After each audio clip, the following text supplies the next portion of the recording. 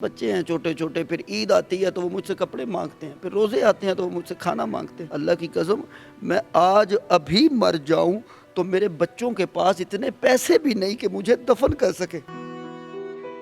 Doctor صاحب مجھے کہتے تھے مولوی صاحب آپ ادویات وقت پر لیا کریں، یہ بات ذہن میں رکھیں، اگر آپ آپریشن تھیٹر میں گئے تو آپ نے باہر نہیں آنا کہ لوگوں تمہارے جنازوں کے رش بتاتے ہیں کہ تم تو زندہ مانتے ہی اسے ہو جو مر جائے۔ جو یتیم ہوتے ہیں نا ان کا کوئی نہیں ہوتا۔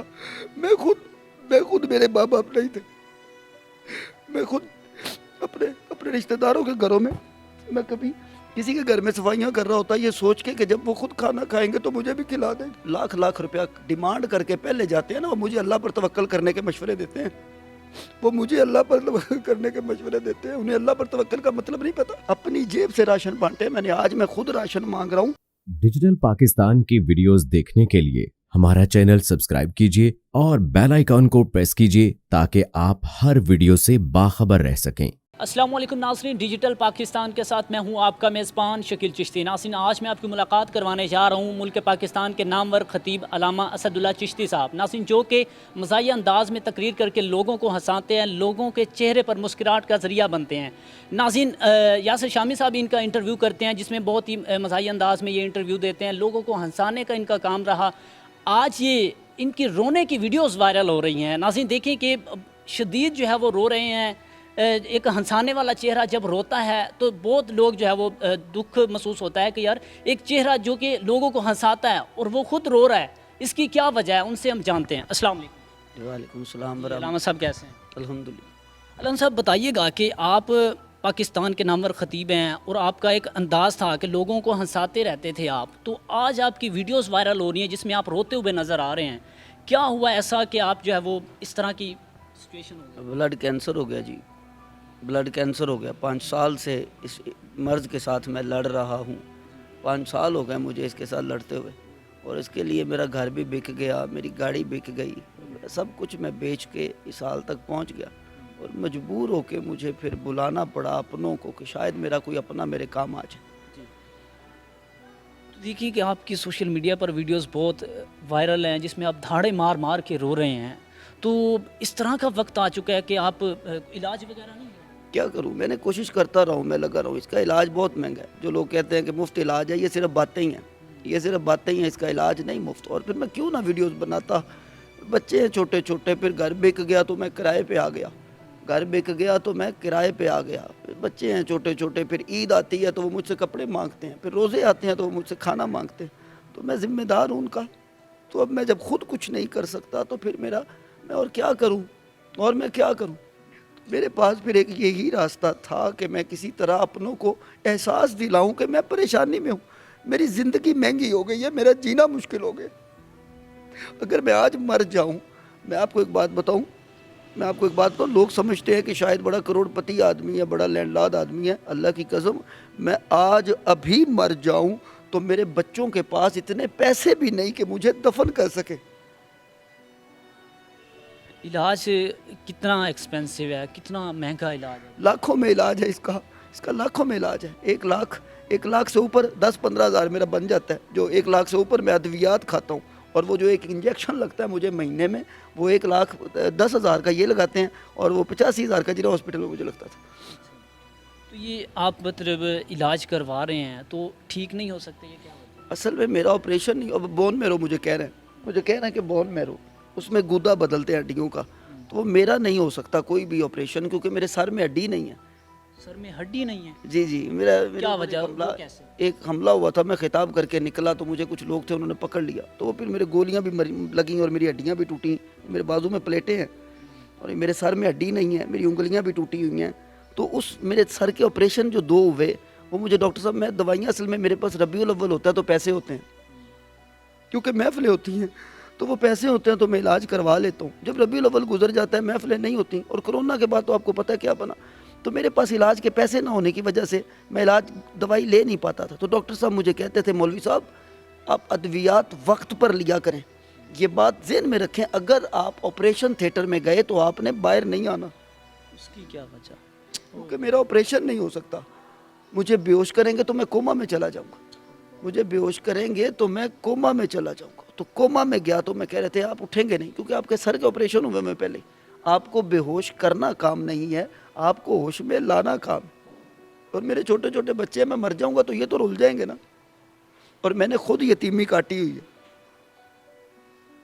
میں نے خود یتیمی کاٹی ہے. جو یتیم ہوتے ہیں نا ان کا کوئی نہیں ہوتا. میں خود میرے ماں باپ نہیں تھے. میں خود اپنے رشتہ داروں کے گھروں میں کبھی کسی کے گھر میں صفائیاں کر رہا ہوتا یہ سوچ کے کہ جب وہ خود کھانا کھائیں گے تو مجھے بھی کھلا دیں گے. میں ان کے گھروں میں برتن دھویا کرتا. ان کے گھروں میں جا کے صفائیاں کرتا، ان کے کام کرتا کہ جب رات ہوگی تو مجھے کھانا کھلا دیں. پھر جب کسی کے گھر میں سوتا تو فکر یہ ہوتی کہ کل کی رات میں نے کہاں سونا ہے. علامہ صاحب ایک وقت تھا آپ پہ کہ آپ کے پاس ٹائم نہیں ہوتا تھا، دو تین ماہ کا ٹائم مطلب لوگ لیتے تھے اتنے عرصے کے بعد کا. تو آج ایسا وقت آیا آپ پر تو وہ لوگ بھی آپ کے پاس نہیں ہیں. کوئی بھی نہیں. تعاون تو دور کی بات ہے، خالی فون کر کے پوچھتا بھی کوئی نہیں. اس کی وجہ ہے کہ شاید لوگ صرف اسی کو انسان سمجھتے ہیں جس کے پاس مال ہو، پیسہ ہو، جو عروج پہ ہو. لوگ اسی کو انسان سمجھتے ہیں، جو گر جائے اسے انسان نہیں کوئی سمجھتا. میرا تو حال بھی نہیں پوچھتے. آپ کے ساتھ والے جو علماء کرام ہیں جو کہ بڑا مطلب پیسہ ہے ان کے پاس، بڑا نام ہے، ان کا بھی کبھی مطلب کوئی ان کا تو آپ میرا منہ نہ کھلوائیں. ان کا تو یہ حال ہے کہ آپ میرا منہ نہ کھلوائیں. وہ مجھے اللہ توکل کے مشورے دے رہے ہوتے ہیں. وہ لوگ جو خود لاکھ روپیہ ڈیمانڈ کر کے پہلے جاتے ہیں نا، وہ مجھے اللہ پر توکل کرنے کے مشورے دیتے ہیں. انہیں اللہ پر توکل کا مطلب نہیں پتا.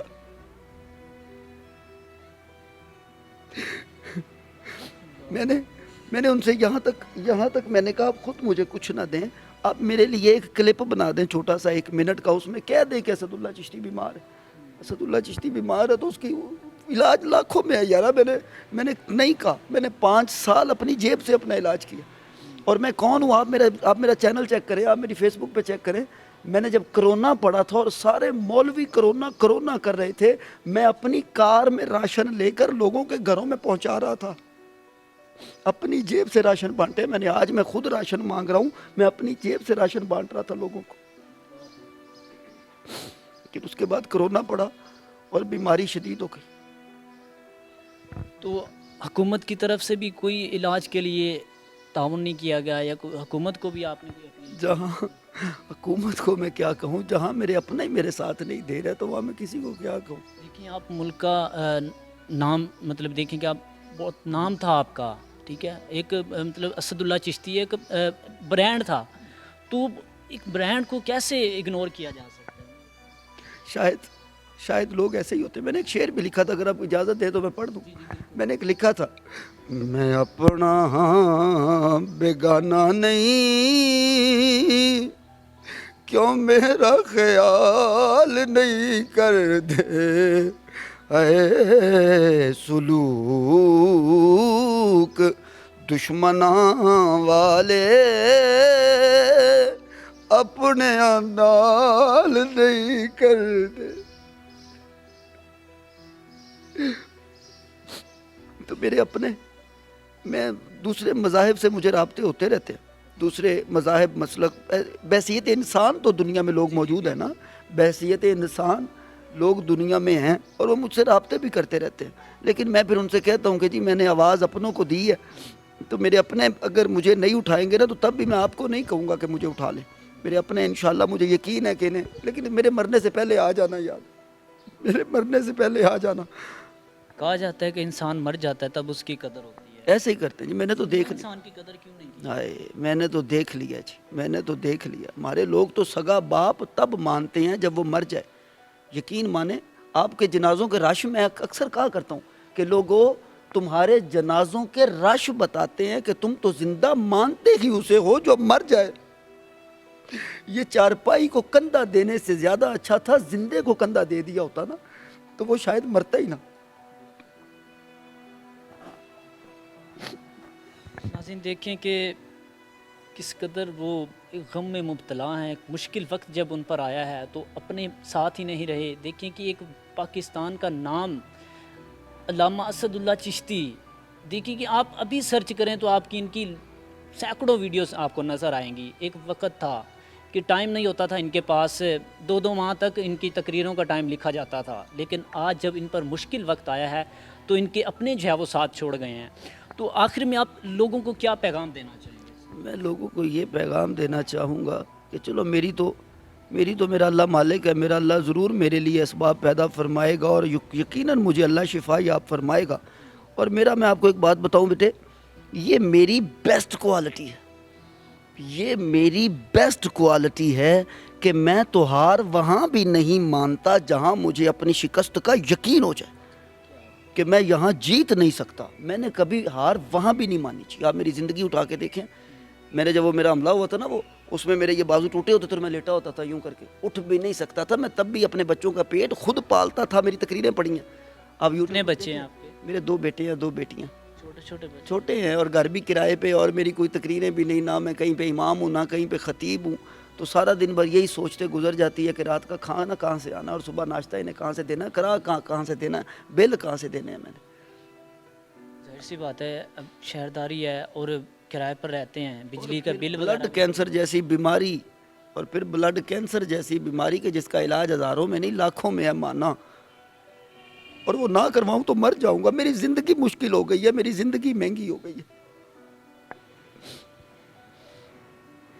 ناظرین دیکھیں کہ ایک علماء کا کتنا بڑا مقام ہے، علماء انبیاء کے وارث ہیں۔ دیکھ سکتے ہیں کہ ایک علماء کس طرح مشکل میں ہے، لیکن لوگ جو ہیں وہ ان سے دور ہو چکے ہیں، ان کا تعاون نہیں کرتے، ان کا علاج نہیں کروا رہے۔ ناظرین آپ ان کے بارے میں کیا کہتے ہیں؟ کمنٹس میں اپنی رائے ضرور دیجیے گا۔ اسی کے ساتھ شکیل چشتی کو دے اجازت اور دیکھتے ہیں ڈیجیٹل پاکستان۔ اللہ نگہبان۔